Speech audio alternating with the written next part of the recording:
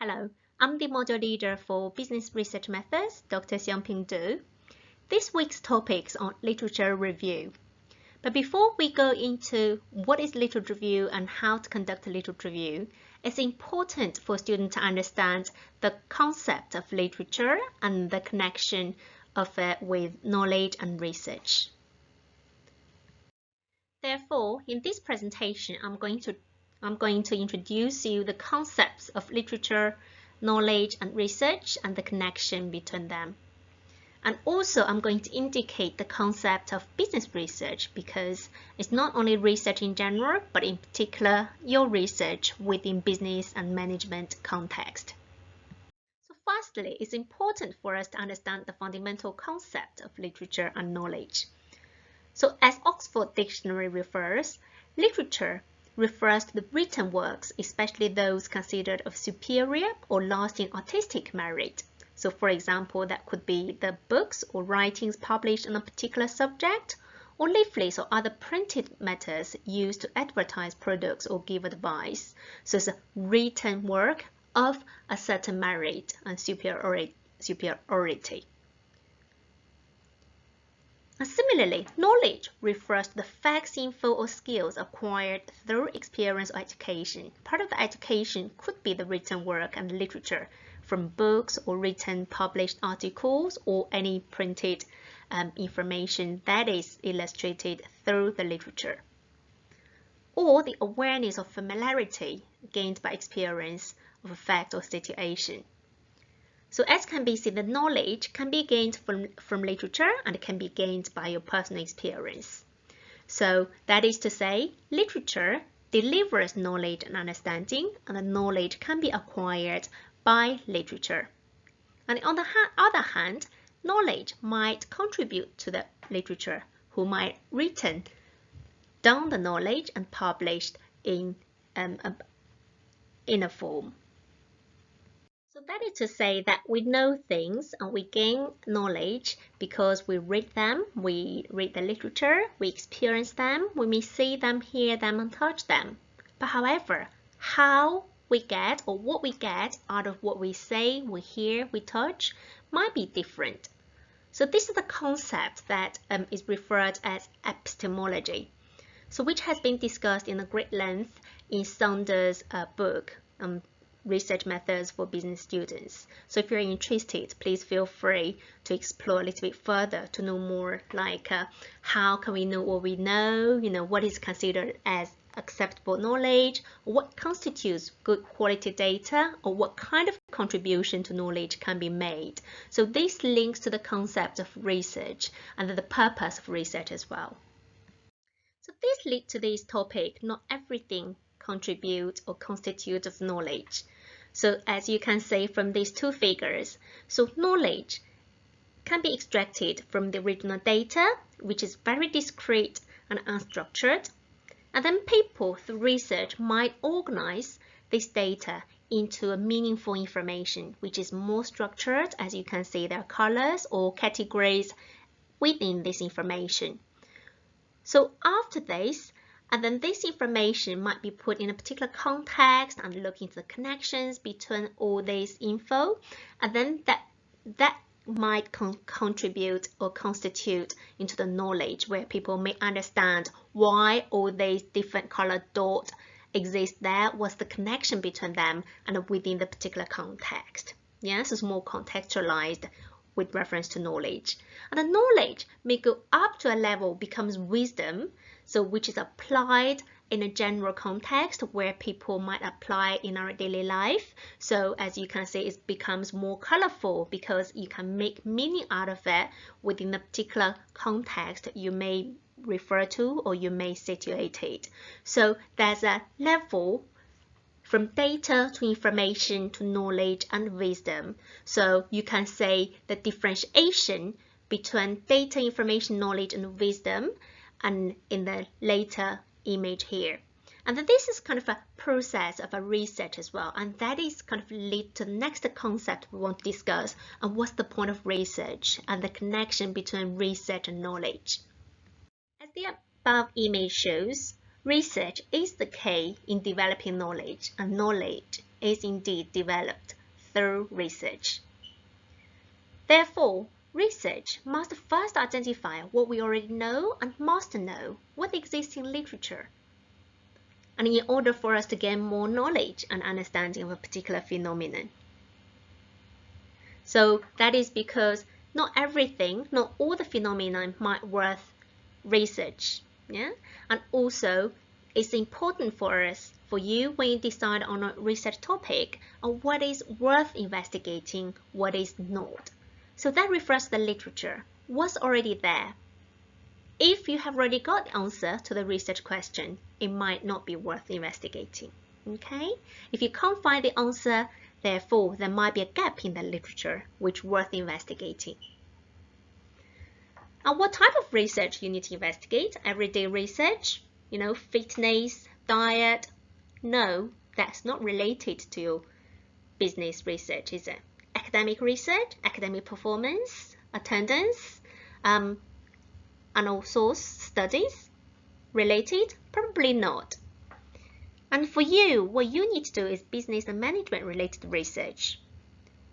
So within particular employees, within particular organizations or business context or industry sectors. These are some things you can research into.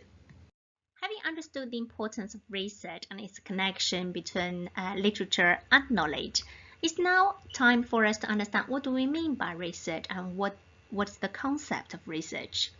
So research can be a verb which means investigate systematically. So research in the noun form refers to the systematic investigation into and study of materials and sources, including the literature, in order to establish facts and reach new conclusions, which is to create new knowledge, and probably, can be expressed in a new form of literature.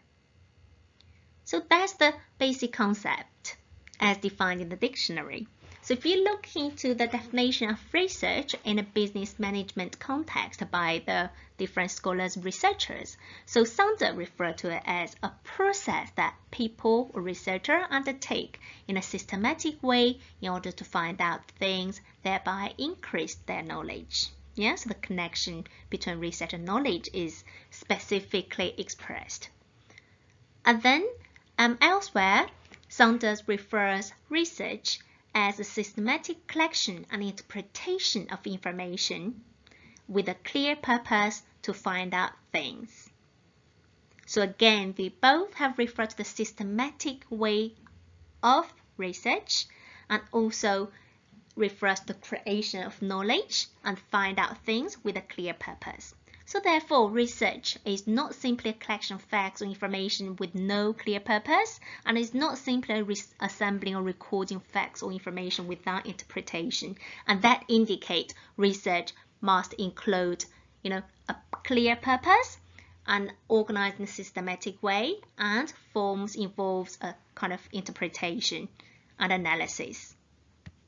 Similar definition of the concept research can also be found from Mayer and Blackman, 2005, who refers research as a process, a systematic process in finding out what is unknown and to solve problems. So he highlighted very importantly to address a problem and to solve a problem. That refers to Saunders, with a clear purpose. So as we said in last week's recording session, it may not necessarily be a problem, and it could be a gap in the literature, or could be some kind of a challenge that you are facing.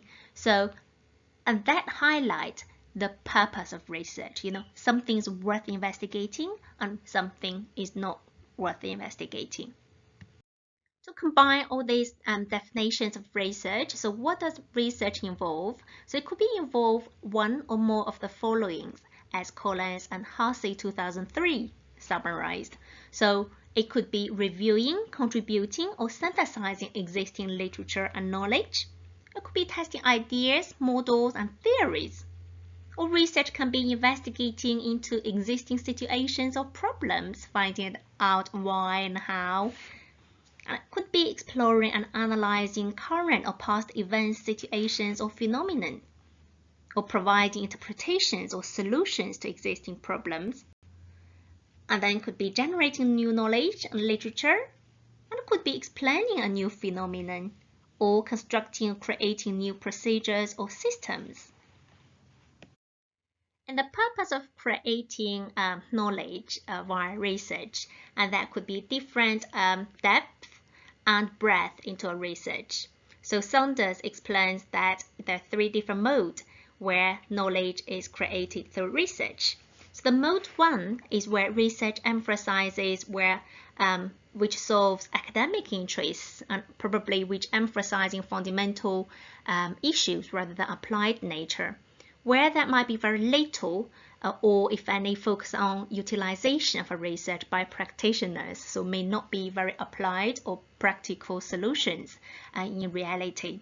So research could be academic type of research or daily type of research, as we mentioned, looking into, for example, what is the engagement and performance relationship, whether in correlation or the identity issues or consumer related issues, and focus on individuals or group of particular targets.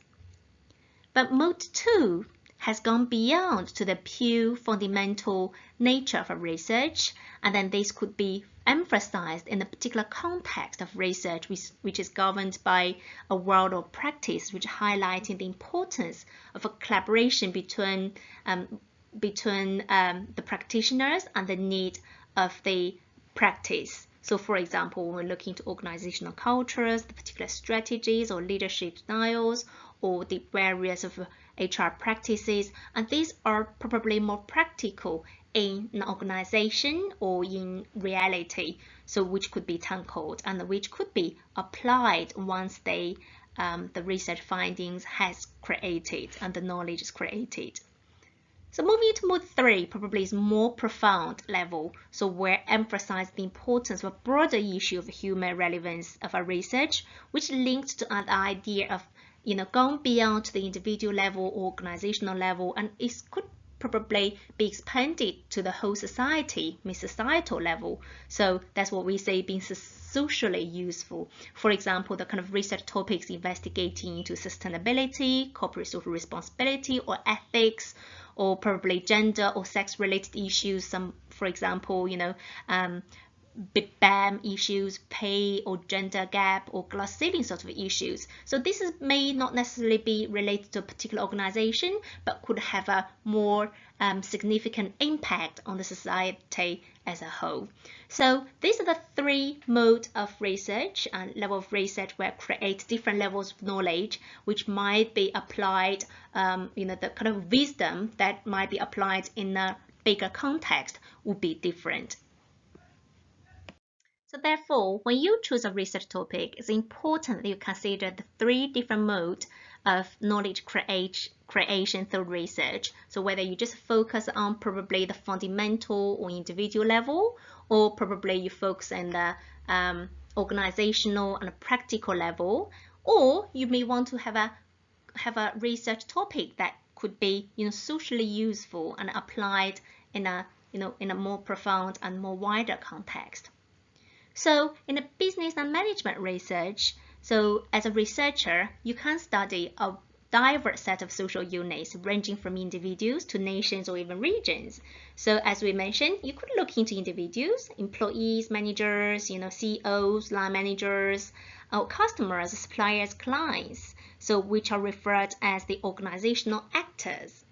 And then you may also study for groups of individuals where it could be the work group act together, achieve a common goal. For example, team, a particular teams, yeah, or the supply chain, supplier and customer, or could be the frontline employee and customers. And then you can also study into organizations, as we said, different firms, businesses, organizations, non-profitable organizations or non-government organizations, NGOs, yeah, or SMEs. And you can also research into different processes, for example, the research and recruitment and selection, promotions, marketing, supply chain. And you can also look into the different levels higher than organization, which is looking to the industry, sector, nation, region, for example, as we mentioned earlier, yeah, or particular market in a particular society or particular location, as well. So, and also, we have mentioned about the particular context of the research you can conduct. But in the meantime, your business management research may also cover diverse academic subject area, for example, accounting, finance, economics, human resources, organizational behavior, strategies, international business, marketing operations, or management science, or information systems. So there are various academic subjects you can draw upon, but as we said in the last presentation, you have to find the particular academic subject and then more into it. Yeah, so for example, when we talk about HR, human resources, so in what process or which stage you're looking into human resources, are looking into the diversity, you're looking into the recruitment selection, or you're looking into the different award mechanisms in an organization. So it's important that you are more specific, or you can be more specific within a particular subject area. Yeah, and in your research you may need to draw upon different knowledges developed by different other disciplines. For example, you may have to draw the knowledge in mathematics, or statistics, or economics, or psychology, or sociology and law. So it depends on your research. Obviously, it could be there's a bit of a data analysis or statistics, where has involved a lot of maths or stats you need to analyze, or psychological side of thematic analysis as well. So and then obviously they could be situated in different contexts, as we said, in the individuals, organizations, or the wider society or context. So that is to say, business and management research that you are going to do can be transdisciplinary by nature, and then you must engage with the both theoretical side of things, than the particular literature, and also the practical side of things. Yeah, thinking about the 3 different moods again. So we don't want you probably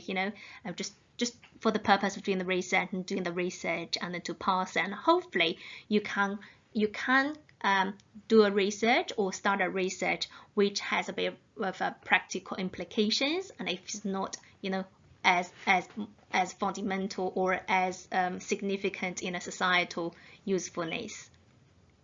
But at least you need to think about how your research can contribute to advanced knowledge in literature, or address particular business issues, or solve the problems that might already exist, and how to promote to the kind of usefulness to a wider society in the future.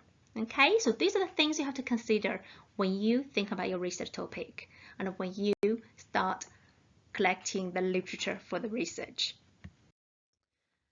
And it's vital to highlight that the originality of a research is the most important part of a research. Yeah, so ultimately a research is to acquire more knowledge and find out things, and thereby increase knowledge to contribute to the knowledge contribution creation. However, it's important, and I think it's part of the requirement, that your research is original. You don't do a research that has already been done by millions of people, and then you can simplify the answer to your research question from the internet or from the existing literature. All right, so your research might have some kind of originality, that's something that probably other people haven't done or haven't addressed. So research originality is not about coming up with something radically new or different from what other people have already done, or identify a whole new topic that has not at all being researched. But the originality could be something, change the design of your research that has already been done in the particular area. For example, you may just, change your research to a different context. For example, if a research looked into how a particular company, expand or enter a new market in Asian particular country, and this time you may choose a different country in Asian, or you may choose a different country in Europe or in Africa. So just change a particular context. Yeah, or it could be you're kind of choosing a particular group of population if your research is into a particular target of groups. For example, we mentioned about consumer behavior within millennials, and probably, as I said, you may have found so many people having done it, but you may see with millennials within a particular ethnicity group, or particular, for example, from a particular social, or class within the society. Yeah, or it could be a particular context in the way research social consumer behavior of particular product, okay, or particular product line or particular brand, so that hasn't been researched into as much as others, or especially probably within a particular group of people. Yeah, it could be a combination of a different context within a particular target market.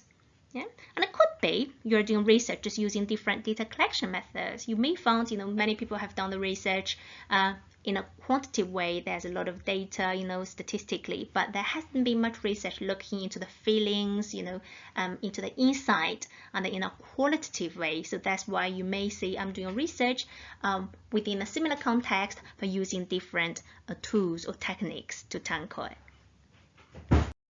So far, we have explained the concept of knowledge, literature, and research.